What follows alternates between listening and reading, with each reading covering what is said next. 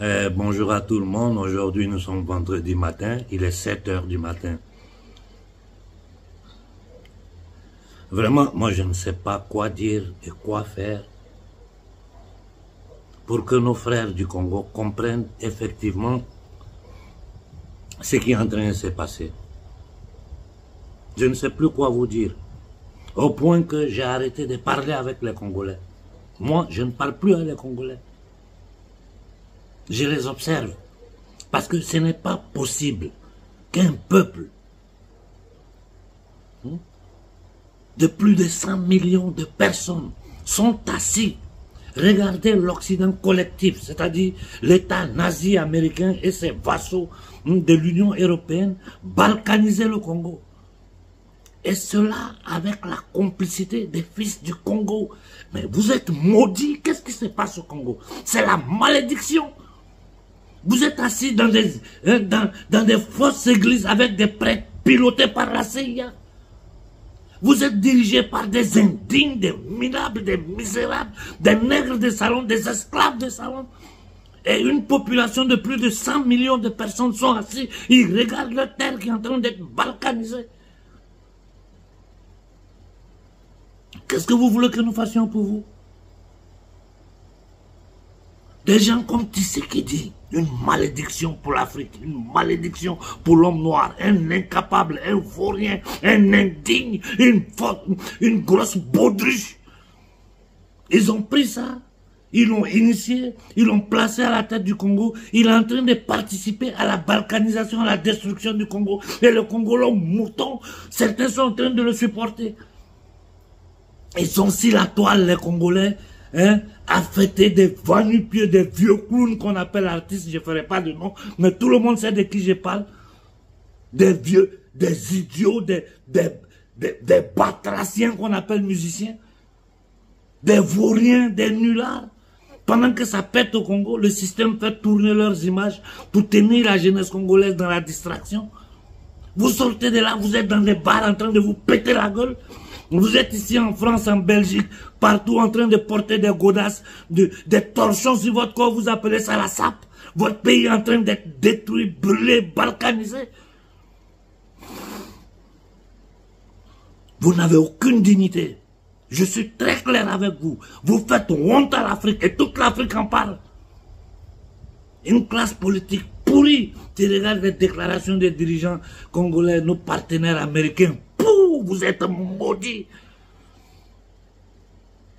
Et à cause de vous Congolais, l'Afrique centrale peut péter. Parce que s'il n'y a pas la paix au Congo, il n'y aura pas la paix partout en Afrique centrale. Vous avez cette responsabilité. Je veux que vous faites arriver cette vidéo-là à nos frères du Rwanda, de l'Ouganda et du Kenya. Je vous en prie, je n'ai jamais dit à quelqu'un partagez mes vidéos, ça ne m'intéresse pas. Mais là où nous sommes arrivés aujourd'hui, là, je veux que mon message arrive à nos familles qui sont au Rwanda, au Kenya et en Ouganda.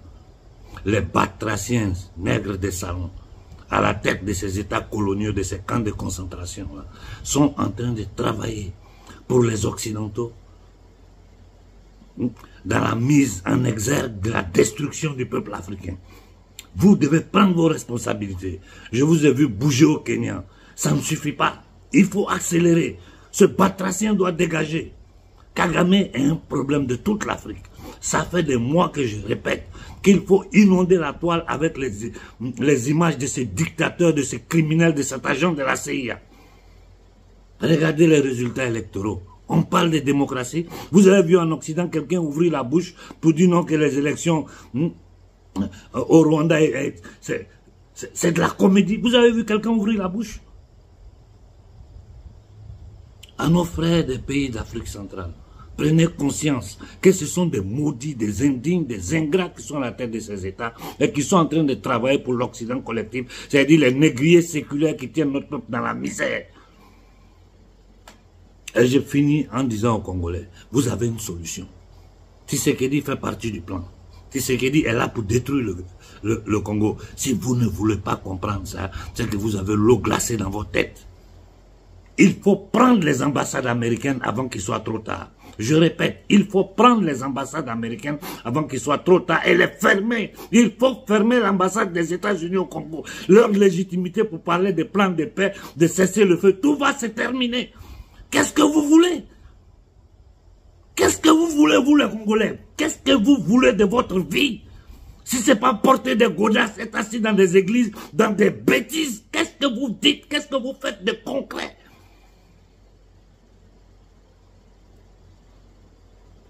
Les dignes fils de ce pays se sont sacrifiés pour le peuple. Aujourd'hui, nous avons des militaires. Vous, mais ça fait honte. Ça dit, j'ai pas de parole. Ça fait honte. Ça fait simplement honte. Sur le Congo, je m'arrête là. Et nous avons les preuves concrètes de la présence de soldats étrangers sur notre territoire. Pour parler de l'AES. Et c'est sous les yeux de tout le monde. L'armée française circule au nord de la Côte d'Ivoire. Est en train de s'implanter là-bas. J'ai dit à nos frères du nord de la Côte d'Ivoire. L'armée française circule sur le sol ivoirien et est en train de s'implanter à Korogo dans le nord de la Côte d'Ivoire. Vous qui avez supporté Ouattara, après toutes les années qu'il a fait au pouvoir, faisons le bilan du résultat que Ouattara a donné au peuple ivoirien. Faisons le bilan. Faisons le bilan que ce démon, je dis bien ce démon parce que c'est un démon, un Burkinabé qui est en train de maltraiter d'autres Burkinabés. Ouattara est un Burkinabé qui est en train de chasser les Burkinabés de la Côte d'Ivoire. Réfléchissez un peu, un Burkinabé qui s'en prend à d'autres Burkinabés.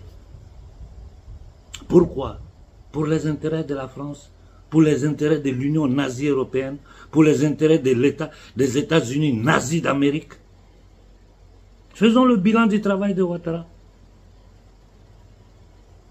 Quel est le montant de la dette? Quel était le montant de la dette ivoirienne quand Ouattara est arrivé au pouvoir? Et quel est le montant de la dette ivoirienne aujourd'hui? Les supporters de Ouattara, venez répondre. Venez répondre, les indignes, les inconscients qui supportent Ouattara. Venez nous répondre ici au lieu d'insulter les gens. Quel est le bilan du résultat de Ouattara? À combien monte la dette ivoirienne aujourd'hui? Quelle était la dette ivoirienne quand Ouattara est arrivé au pouvoir? Quelles sont les conditions de vie de la société civile ivoirienne? Mais, écoutez, nous, il faut que nous apprenions à prendre, à être conscients, à prendre nos responsabilités. Vous ne pouvez pas vous asseoir en Côte d'Ivoire et regarder ce batracien-là déverser les soldats français occidentaux dans le nord de la Côte d'Ivoire, aux frontières avec le Mali, le Burkina, et tout le monde est silencieux. La classe politique ivoirienne, où elle est? Où est votre dignité? Vous servez à quoi? Si ce n'est pas manger dans le système, chercher à vous positionner par rapport à la politique, en cherchant l'ascenseur politique, social à travers la politique. Bande de voyous. À part Babo, je ne vois personne en Côte d'Ivoire en ce moment. Le seul qui est capable de dire 2 mots en Côte d'Ivoire, c'est Babo. Et puis il n'a plus rien à perdre. On lui a volé sa vie. On lui a volé son pouvoir. Avec la complicité de Soro. Que j'attends Soro les pieds par terre. On va s'occuper de lui. Ne pensez pas que ce qui s'est passé en Côte d'Ivoire sera impuni. C'est pas possible. Transporter Gbagbo à la cour pénale, le tenir pendant 7-8 ans, détruire l'économie ivoirienne, livrer la Côte d'Ivoire aux vautours internationaux, endetter le peuple ivoirien, aller calculer combien chaque enfant qui naît en Côte d'Ivoire aujourd'hui doit au Fonds monétaire, à la Banque mondiale, aux instituts financiers internationaux, pilotés par les marchands de la dette de la mort. Et court, il va en France, un vieux clown atteint de démence sénile pour protéger lui, sa famille et son clan, en obéissant. Je vous ai dit, ils ne peuvent rien parce qu'ils n'ont fait que voler. Tout l'argent qu'ils ont volé sont dans les comptes chiffrés dans les paradis fiscaux. C'est tout. Pour qu'un demain, eux, leur famille continuent de vivre dans l'opulence. Ce petit groupe de bourgeoisie noire créé par les démons occidentaux. Et les 99,99% du peuple africain dans la misère. Faisons le bilan de Ouattara. Ayons le courage en Côte d'Ivoire de faire le bilan de Ouattara. C'est la destruction de la Côte d'Ivoire. Ils n'ont même pas honte, ils ne se cachent pas. On va rester dans ça. On va rester dans ça. Il faut qu'en Côte d'Ivoire, quelqu'un prenne ses responsabilités. Des généraux voleurs en Côte d'Ivoire, des généraux indignes. Vous appelez ça général? Des hommes politiques menteurs à la langue mielleuse.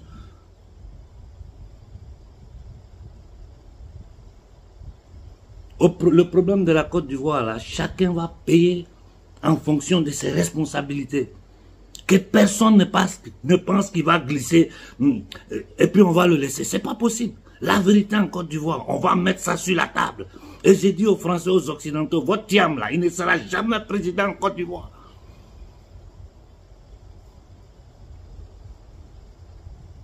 Certains hommes politiques ivoiriens de qui je m'étais approché il y a 5-6 ans de cela, je regarde les discours aujourd'hui, je dis pauvre con. Pour vos intérêts, vous avez vendu le combat. Je ne fais pas de nom, mais tout le monde sait de qui je parle. Des jeunes vauriens qui aujourd'hui ne pensent qu'à leur position, à se positionner dans l'échiquier politique ivoirien, mais qui ne sont même pas capables d'ouvrir la bouche pour dire quelque chose. Écoutez le jeune capitaine Ibrahim Traoré. Écoutez le colonel Koïta. Écoutez le général Tiani. Voilà des hommes qui tentent de faire quelque chose pour l'Afrique. On est là, on regarde. Ils sont en train de se positionner aux frontières Mali-Burkina.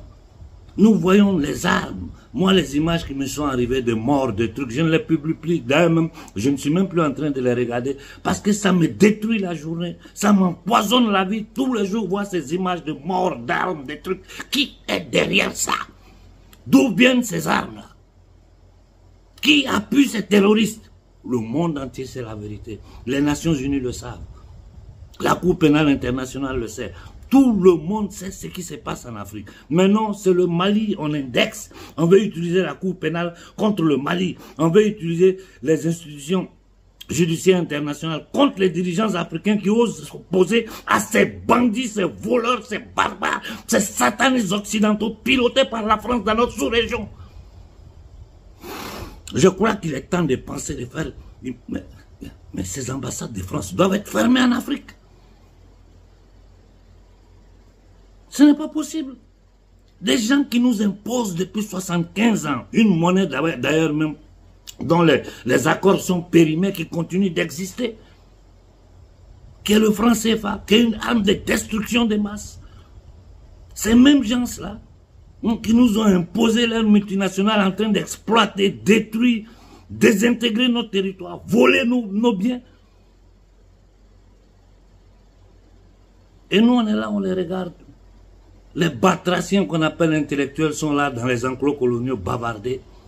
Les militaires indignes, une société civile inconsciente. Même s'il est vrai qu'aujourd'hui, une grande partie de la jeunesse africaine a compris les enjeux qu'elle est en train de combattre.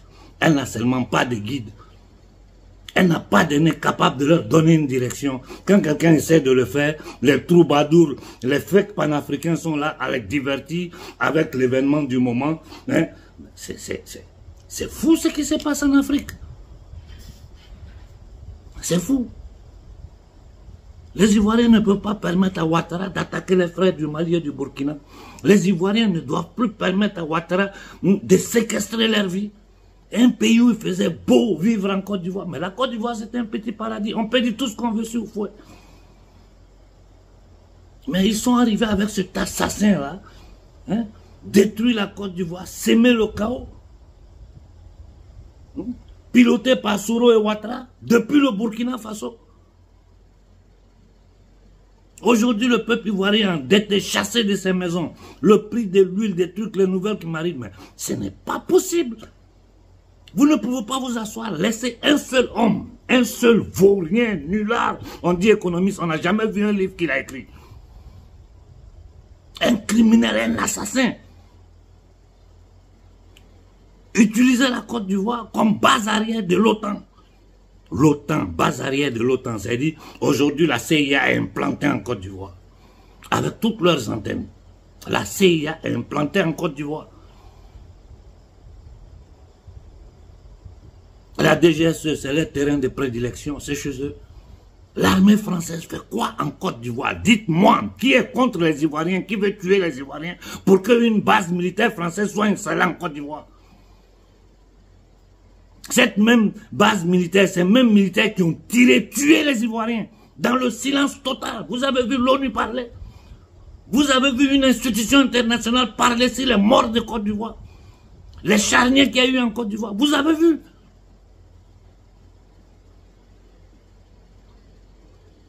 Vous ne pouvez pas permettre à un seul homme, avec ce petit clan qui est autour de lui, même s'il est protégé par l'Occident collectif, de séquestrer la vie des Ivoiriens. Il est temps que les Ivoiriens dignes prennent leurs responsabilités.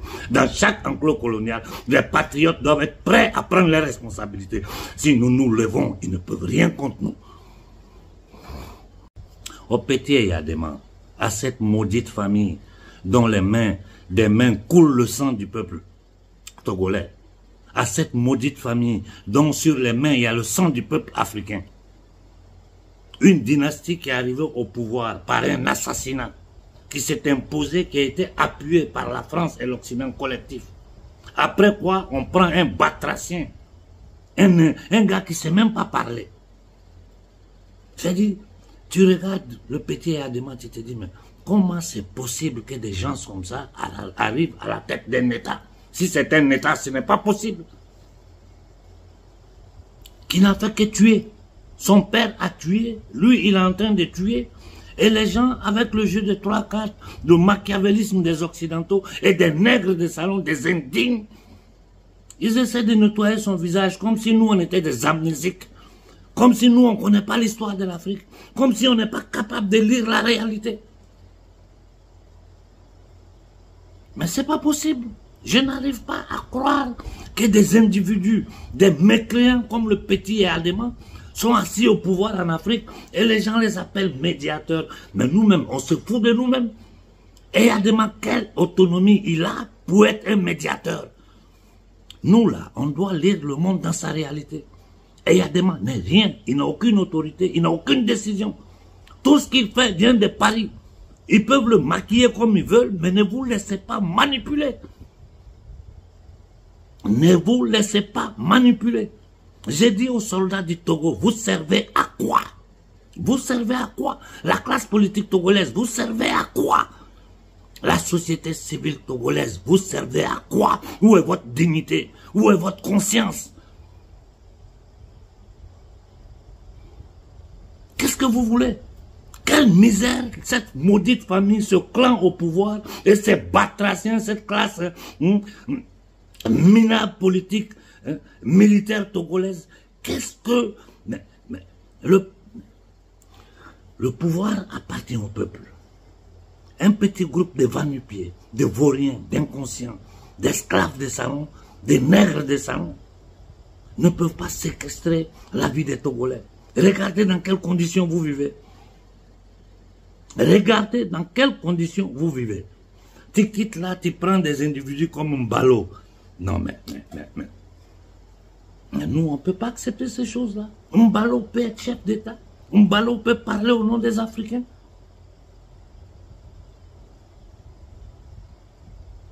Réfléchissez vous-même. Regardez l'opération qu'ils ont fait au Libéria. Ils ont pris un ignorant, un analphabète, un bon joueur de football. Ils l'ont déposé là. Un golem, une marionnette. Ils ont fait ce qu'ils veulent du pays. Ce n'est pas possible. On ne peut pas s'asseoir là, regarder les choses comme ça. Tu quittes là, tu passes au Bénin. Tu regardes les actions des Talons. D'abord, c'est un escroc, un trafiquant, un vaurien, un vendeur. Je regarde Talon, moi j'ai honte à sa place. Je me dis, mais ce gars, il a des enfants, il a une famille. Quand il regarde les pères aussi minables, qui est en train de vendre, qui est en train d'essayer d'aider les négriers séculaires à détruire leurs propres frères. Je dis à la famille des Talons, les gens autour de lui, vous que vous appelez classe dirigeante du Bénin, vous n'avez pas honte. Devant l'Afrique, devant le monde, les Occidentaux se moquent de nous pour ça. Nous avons les preuves de la présence des bases militaires françaises au Bénin. Et nous, on dit français, c'est occidental. Vous appelez ces gens-là président? Et les Béninois sont assis, on le regarde, hein, on le regarde.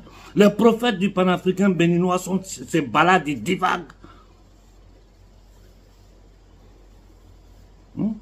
Les futurs Sonko, ils sont là, ils bavardent sur la toile, ils racontent n'importe quoi. Il faut des leaders au Bénin pour diriger un soulèvement populaire maintenant, avant qu'il soit trop tard. Parce que ce qu'ils sont en train de préparer là, nous on sait. Vous ne pouvez pas vous asseoir et laisser hypothéquer le futur de vos enfants au Bénin, le futur des enfants de l'AES, de toute l'Afrique, aux mains d'un vanupien vaurien, un franc-maçon, un sataniste qui passe son temps chez les sorciers comme Talon. Et vous regardez, vous les Béninois, vous ne pouvez pas le faire parce que vous êtes responsable. C'est vous qui lui permettez ça, c'est vous qui le légitimez. Si le peuple béninois se lève demain, Talon tombe. Qui est capable de le faire au Bénin? Les chefs coutumiers corrompus, les pasteurs corrompus, les imams corrompus, la classe politique, c'est pas la peine. Une société civile amorphe qui ne sait que se plaindre sur la toile. Levez-vous pour chasser Talon, personne n'est capable. Un homme, un petit système, un petit groupe de personnes, tenu en laisse, tenir en laisse toute une population. Il ne s'agit pas de supporter le Mali, le Burkina et le Niger. Il s'agit d'agir pour aider le Mali, le Burkina et le Niger. Et la seule façon d'aider nos pays de l'AES, c'est que les sociétés civiles africaines se lèvent. Vous avez compris, oui ou non? Ou bien vous voulez continuer à rester sur Facebook, à écouter ces fake leaders lancer des slogans sans jamais donner une solution? Au point même que les hommes dignes en Afrique ont peur de s'exposer. Parce qu'on ne peut pas compter sur une telle société civile. Quelle misère vous vivez pas au Bénin, quelle misère. Les images du Bénin m'arrivent, j'ai mal au cœur. Quelle misère vous vivez pas. Et vous allez laisser Talon à la tête du Bénin, en train d'aider les Occidentaux à implanter leurs bases sur le sol africain. Trop, c'est trop. Je réfléchissais sur le Soudan. Je n'arrive pas à comprendre l'indifférence générale de toute l'Afrique sur la situation au Soudan. Aujourd'hui, du Darfour, le Soudan, il y a 3 Soudans. On ne comprend plus rien. On ne comprend plus rien de ce qui se passe au Soudan. Et pourtant, notre peuple, nos populations sont en train de mourir de faim au Soudan. Nos populations sont en train de subir toute forme de violence. Pour balkaniser, ils ont balkanisé le Soudan en disant qu'à travers la balkanisation du Soudan, la division du Soudan, ils allaient envoyer la paix. Il y a la paix au Soudan en ce moment. Il y a la paix au Soudan en ce moment. Vous voyez les Nations Unies dire quelque chose. Vous voyez les institutions internationales dire quelque chose. Non, non, non. Tout leur problème aujourd'hui, c'est les 3 dirigeants de l'AES. Il faut les attaquer. Il faut tout faire pour détruire le processus de libération de l'homme noir qui part du Sahel, c'est-à-dire des 3 pays de l'AES. Il faut les bloquer à tout prix parce que les Noirs sont des esclaves. On ne peut pas permettre à l'homme noir d'avoir son autodétermination, sa liberté. Et ce qui est déchirant dans tout ça, ce qui fait souffrir dans tout ça, ce sont des Noirs qui sont en train de les aider. Quand je tente de lire l'histoire de notre peuple, en regardant ce qui se passe aujourd'hui, je comprends pourquoi ils ont pu nous mettre en esclavage. Je comprends pourquoi ils ont pu imposer le colonialisme, la barbarie, les travaux forcés. Je comprends pourquoi ils ont pu tuer tous les dignes fils d'Afrique. Je comprends. Une lâcheté, une inconscience. Des pauvres personnes. Et ces gens-là choisissent les plus maudits, les plus psychopathes. Ils les poussent, ils les soutiennent, ils les protègent avec leur armée. Ils les mettent à la tête de l'Afrique pour leur permettre de piller nos richesses, d'humilier notre peuple, de nous tenir sans eau, sans courant, sans rien. Seulement hier, j'ai vu sur RT un bateau rempli de jeunes Africains sauvés par la marine marocaine. Sauvés par la marine marocaine qui fuit le continent parce que le continent est dans la faim, dans la misère, dans la pauvreté, pour venir vers l'Europe où ils seront encore pires que ce qu'ils étaient en Afrique. On est ici, on voit comment les gens qui arrivent sur les bateaux vivent. Ils vivent pire que les esclaves. En Italie, en France, en Espagne. Vous êtes né sur un paradis terrestre. Par la faute de ce que vous appelez intellectuels, dirigeants, présidents, officiers, par leur faute, vous êtes obligés, vous, jeunesse africaine, de fuir le continent pour venir vous mettre en esclavage. Il y a 4 siècles, 5 siècles de cela, ils venaient nous enchaîner. Aujourd'hui, ils n'ont pas besoin de venir nous enchaîner. Ils ont créé un système dans lequel le jeune Africain lui-même va fuir sa terre pour venir devenir esclave chez eux. C'est tout. Et l'hémorragie de la jeunesse africaine vers l'Occident, vers d'autres continents, fait partie d'un programme bien clair, comme inoculer la jeunesse africaine pour la stériliser, fait partie de leur plan. Et ici en Occident, on va les utiliser comme bombes humaines pour créer un conflit à l'intérieur de la société civile occidentale entre les étrangers qui arrivent et les autochtones. Et des va-nu-pieds comme les Marine Le Pen, tout ce beau monde-là, vont surfer là-dessus. On ne peut pas s'asseoir et regarder ces choses-là. L'évidence est sous nos yeux. L'évidence est sous nos yeux. La question, nous faisons quoi? Nous continuons à en parler. Vous avez déjà vu dans l'histoire un peuple qui s'est libéré sans que ce peuple se mette sur pied. Une seule personne a libéré un peuple. Vous avez déjà vu ça? Quand nous avons la chance dans les pays de l'AES, aujourd'hui d'avoir des personnes qui tentent de s'opposer, au passage, je salue le capitaine Ibrahim Traoré. Moi, je suis ton premier fan. Moi, je suis ton premier fan. Tu es mon fils. Je suis fier de toi. Des jeunes hommes qui arrivent au pouvoir, qui essaient de faire quelque chose pour l'Afrique. Soutenons-le. Aidons-les. Aidons-les. Et j'ai dit aux autorités burkinabées, cette guerre-là, c'est vis-à-vis, ils le font à visage découvert. Comme ils organisent leurs troupes, des ennemis endogènes, du fake panafricanisme et tous ces ennemis exogènes qui sont dans la politique, la classe dirigeante française, les médias français et occidentaux qui mentent, tout ça est organisé, piloté. Nous aussi, nous devons nous organiser. Les autorités de l'AES doivent organiser les mouvements africains, doivent les aider économiquement. C'est une guerre de communication. On ne peut plus regarder. Regardez, ils sont au Bénin, ils sont en Mauritanie, ils sont dans les frontières. Mais ces armées-là font quoi en Afrique? Quand nous savons avec évidence, avec preuve, que le terrorisme est une création de la CIA, nous avons les preuves. Ce n'est même pas, tout le monde le dit ici en Occident. Toute la vérité est sous les yeux de tout le monde. Et ces mêmes gens qui ont créé le terrorisme, pour s'aimer la terreur en Afrique, veulent imposer leurs armées d'occupation avec les Russes qui sont venus combattre le terrorisme. Non, on ne peut plus accepter ces choses. Ce n'est plus possible. C'est trop évident. Je ne veux même pas parler aujourd'hui de la situation politique sur l'échiquier international. Non, je ne veux pas en parler aujourd'hui. J'ai dit, lisons seulement l'Afrique. Comment nous pouvons accepter qu'un État nazi créé, parce que les États-Unis c'est un État nazi, les dirigeants américains sont des nazis, tout ce que je vous dis est démontré.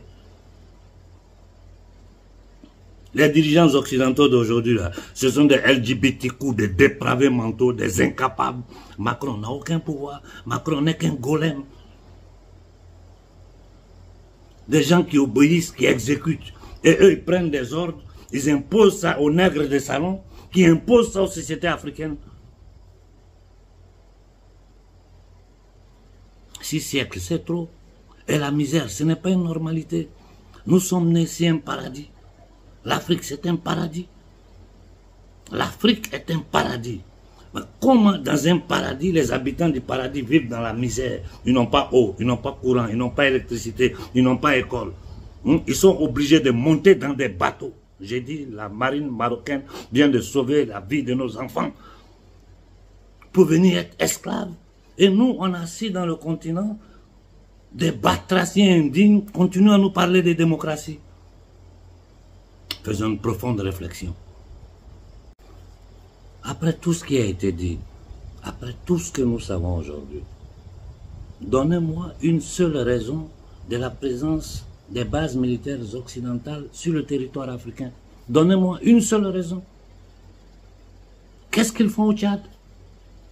Qu'est-ce que les armées d'occupation occidentales font en Afrique? Si c'est même l'Occident collectif qui est responsable de la misère, de la souffrance, de la balkanisation et du sang versé du peuple africain. Tout le monde sait la vérité. Dites-moi ce qu'ils font là-bas.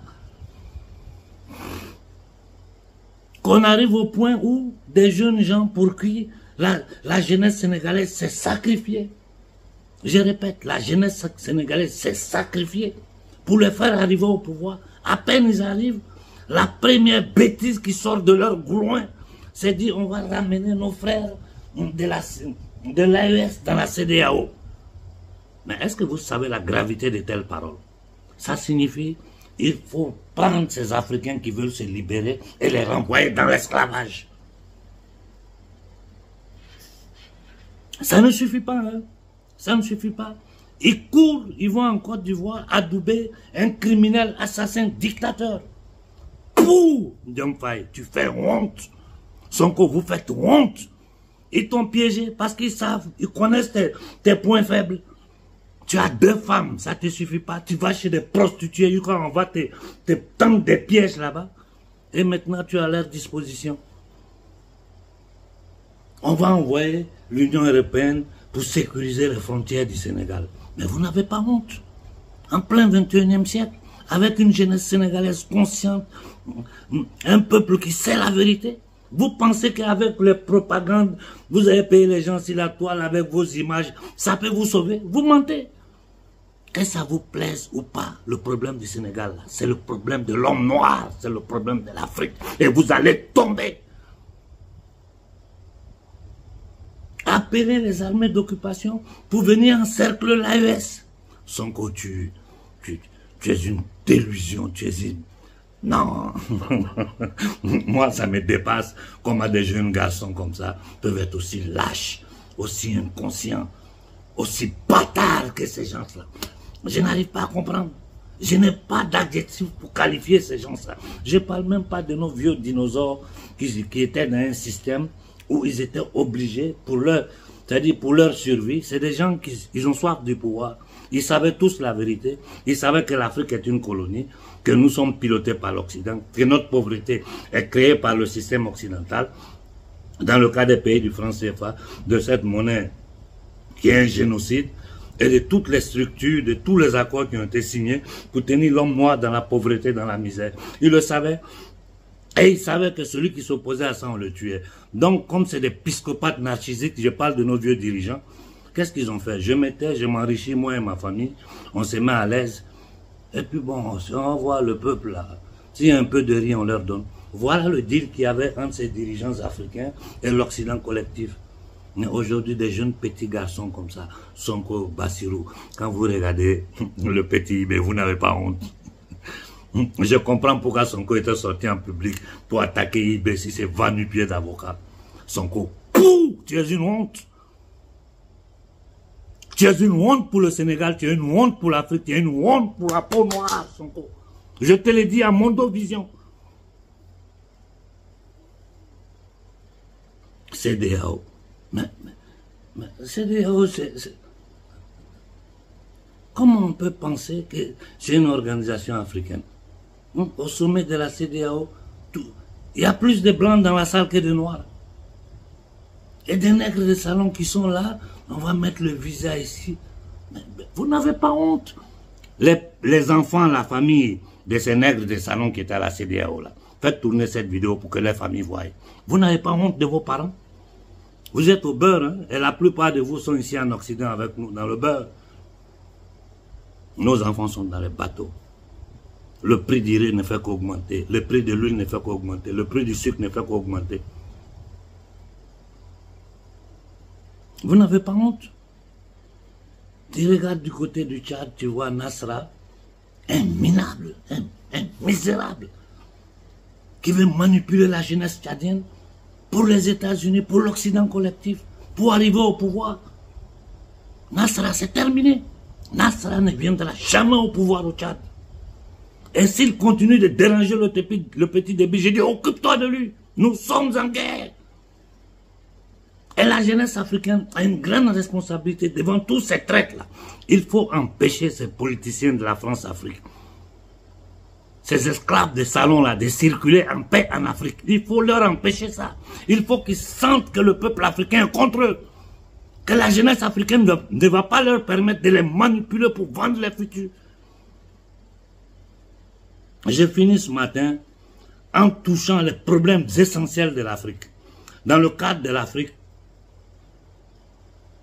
tenu en esclavage par le franc CFA, la priorité, c'est abolir ce franc-là d'une monnaie afro-africaine sans aucune interaction avec l'Occident. On n'a rien à faire avec eux. 1. Le franc CFA doit disparaître. 2. Nous devons nationaliser toutes nos richesses immédiatement. Et 3. Il faut trouver le moyen d'annuler cette dette sur l'Afrique.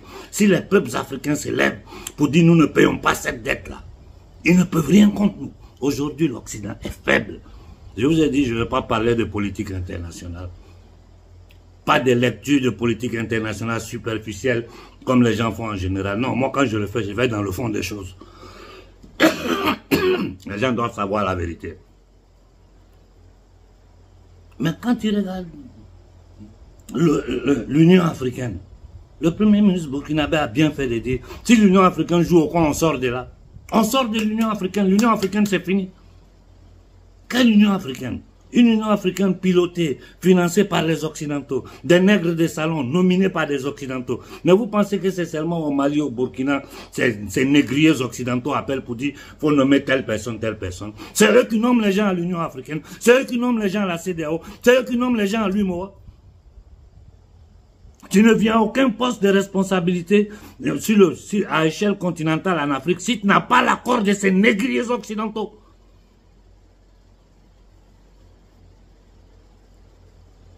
Mais vous savez, moi c'est un moment, je suis vraiment heureux de vivre cette époque et je suis vraiment honoré de faire partie, de participer à ce combat de libération. C'est un moment historique pour l'homme noir. C'est un moment historique pour l'Afrique. C'est un moment historique pour l'humanité. Aujourd'hui, là, je suis plus que certain que notre peuple sera libéré. Je n'ai aucun doute là-dessus. On aura beaucoup de péripéties. Beaucoup vont tomber. On va souffrir. Mais l'Afrique sera libre. Et tous les lâches, tous les traites, ils seront tous découverts et exposés. Ne vous pressez pas, parce qu'il va arriver un moment où le patron va lui dire, bon voilà, il est temps maintenant que tu parles. Et quand ils vont sortir pour parler comme Sonko, on va les découvrir. Comme Nasra, on va les découvrir. Ils sont tous bloqués. Ils sont tous ces indignes africains-là, savent aujourd'hui qu'ils ne peuvent plus mentir à la société civile africaine. C'est terminé. 1. De 2, si la guerre médiatique, on est en train de les battre. Malgré qu'ils ont le contrôle de tous les journaux internationaux, de tous les médias, là, avec les petits moyens que nous avons, la jeunesse africaine sur TikTok, je les regarde, je dis, bravo à la jeunesse africaine. Sur Facebook, la jeunesse africaine est en train de bouger. La jeunesse africaine est en train de gagner ce combat de communication. Malgré toute leur puissance médiatique, malgré que les réseaux sociaux sont pour eux, ils censurent, mais ils n'arrivent pas. Et ce combat-là, il est avant tout un combat de communication. Parce que c'est par le mensonge que ces gens-là se légitiment. Vous vous rappelez de la Libye? Comment ils ont menti pour aller à Benghazi, détruire, il y avait manifestation, il faut l'ONU qui fait une résolution. L'ONU est une des organisations criminelles les plus dangereuses au monde. C'est la loge maçonnique satanique principale, pilotée par les marchands de la monnaie, de la dette et de la mort. Tous ces va-nu-pieds que vous voyez assis là-bas ne sont rien d'autre que des mercenaires qui nourrissent le système parce qu'ils savent que tout est faux, mais ils sont dans ce faux jeu-là. Les déclarations du ministre des Affaires étrangères russe aux Nations Unies, mais allez l'écouter. Allez l'écouter. C'est pas Konaré qui parle, c'est le ministre des Affaires étrangères de la Russie.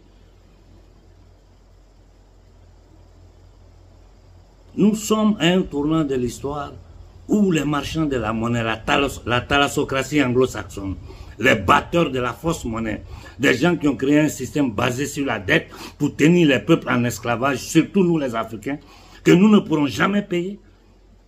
Ils sont exposés. Regardez la violence qu'ils sont en train d'utiliser partout. Ils ne se cachent même plus.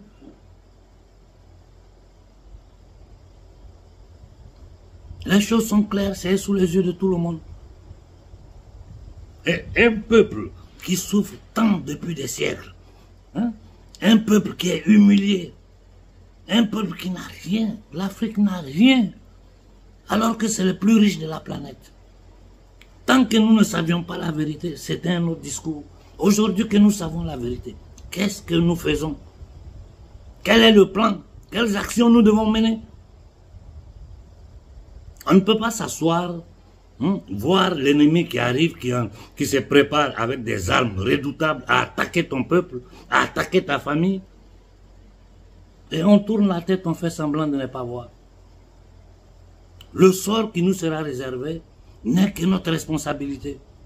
Le sort que nous allons subir sera la conséquence de nos actions ici et maintenant. Je m'arrête là et je souhaite bonne fin de semaine à tout le monde.